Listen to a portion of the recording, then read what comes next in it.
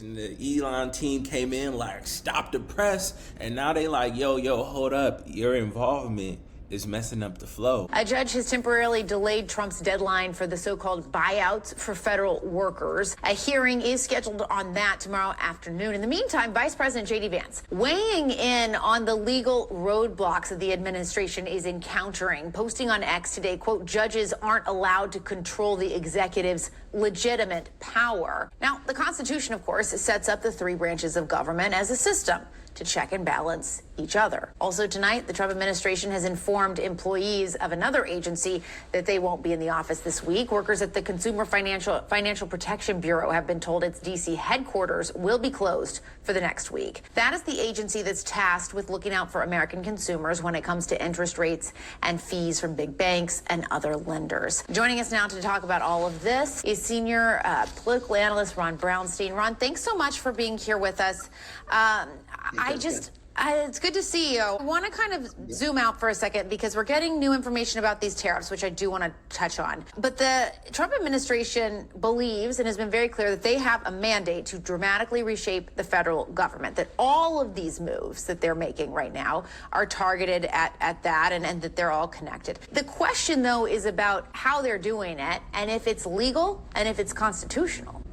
Right, exactly. I mean, look, every president who wins claims a mandate. You know, Donald Trump did win. He won all the swing states. He didn't get over a majority of the vote again, although he did win the popular vote for the first time. I mean, I think there are two ways to interpret what J.D. Vance was saying in that tweet. The relatively more benign interpretation, and I say relatively, is that he was signaling to the Republican appointed justices on the Supreme Court the way he wants them to interpret these suits when they, the most important of them, inevitably get to them. And they, in fact, have taken a pretty broad view of executive power in the past. The more ominous interpretation of what he was saying is that he was repeating something he had said several years ago on a podcast, which is that Trump, if reelected, should simply ignore judicial decisions. In fact, in that podcast back in 22, I believe, J.D. Vance quoted the famous, maybe apocryphal quote from Andrew Jackson about John Marshall, who created the idea of judicial review, the Supreme Court Chief Justice, and Andrew Jackson supposedly reacted to a ruling by saying John Marshall had made his decision,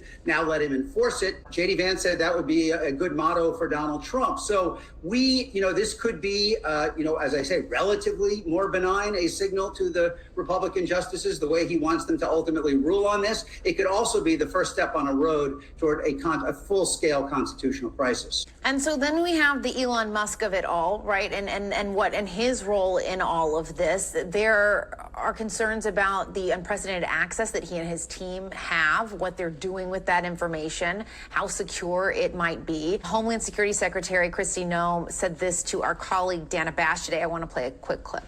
I remember a time when Republicans were very careful about and worried about the government, particularly unelected people. We can't trust our government anymore. Having access to personal data. Absolutely. You are the government. Yes, that's what I'm saying, is that the American people now are saying that we have had our personal information shared and out there in the public. Elon Musk has access to it. Yeah, but Elon Musk is part of the administration that is helping us identify where we can find savings and what we can do. And he has gone through the processes to make sure that he has the authority You're totally the president has granted him. I am today by the work that he's doing by identifying waste, fraud, and abuse.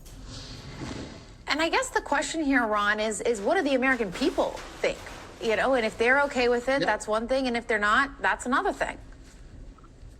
We don't really have great reads on this yet, but I'm guessing that most Americans are not going to be that comfortable with the idea of an unelected billionaire whose profile really is someone who is at his best disruptive and erratic. I mean, nobody thinks of Musk as kind of a pillar of stability, rummaging around the plumbing of the federal government and having access to their private financial and medical records, perhaps. I just think that is more than most people are going to be comfortable with. And look, it fits what we were just discussing at the outset here, Jessica, which is that, Trump is taking this win to mean that he can push as far in any direction that he talked about during the campaign. And it's pretty clear, both in the confirmation votes and otherwise, that Republicans in Congress are not going to put up even as much resistance to him as they did in his first term, which wasn't that much to begin with. So you're really left with the courts. And ultimately, even though they are losing a lot of these early cases, at the end of the line of all of these cases are 6 Republican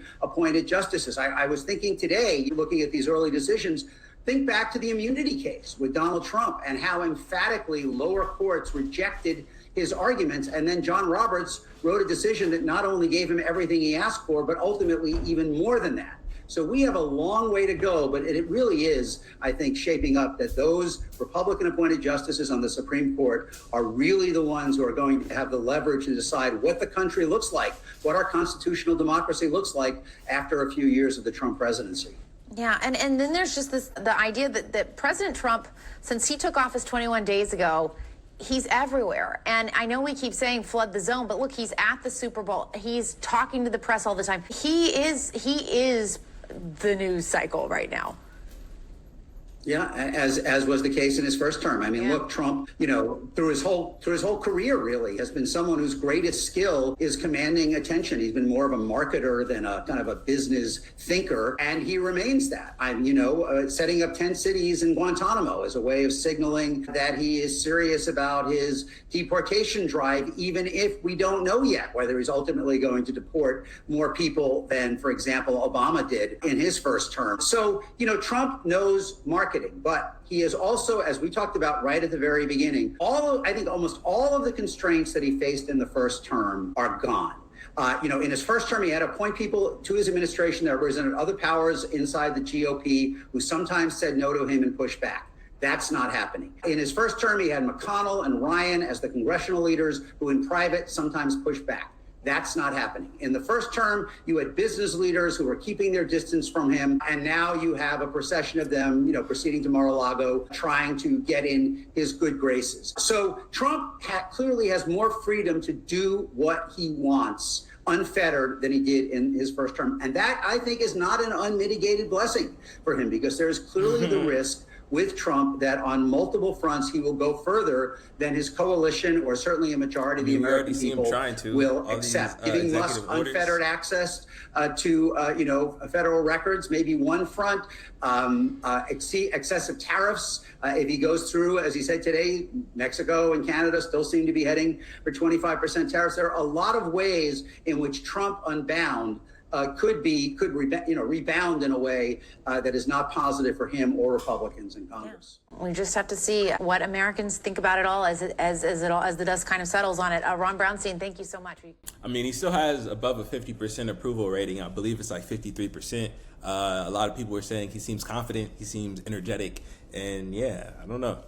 When it comes to figuring out where all the bread is going, I'm 100% with it. Like, we need to see this paper trail, dog. Where's all the bread going? Talking about taxpayers and tax money and all of this. Like, where is it actually going?